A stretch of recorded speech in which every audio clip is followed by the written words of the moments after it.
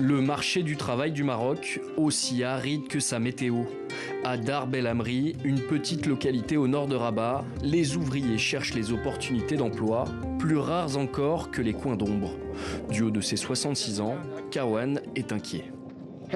Quand Dieu ne nous donne plus de bénédiction, qu'il n'y a plus d'eau, nous sommes désemparés.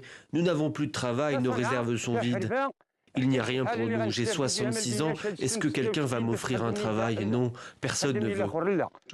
Dans les campagnes marocaines, l'aggravation des conditions climatiques a eu un réel impact sur le taux de chômage, estimé dans le pays à 13% des actifs selon la Banque mondiale. Le problème se résume à une équation simple, qui dit sécheresse, dit faible récolte. La raison pour laquelle la main-d'œuvre ne trouve plus de travail, c'est que nous n'avons plus de récolte. Personne n'est content de sa récolte, une récolte qui pourrait lui rapporter de l'argent. Et pourquoi? Parce que chaque année, ils perdent de l'argent et les gens en ont marre. Par ici, les puits restent désespérément vides et les cultures infertiles. Il faut parfois aller loin pour trouver à récolter. Bagdadi part régulièrement à plus de 400 km pour gagner de quoi faire vivre sa famille.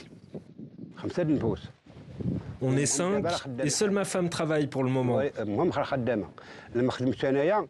Elle travaille quand je ne trouve pas d'emploi.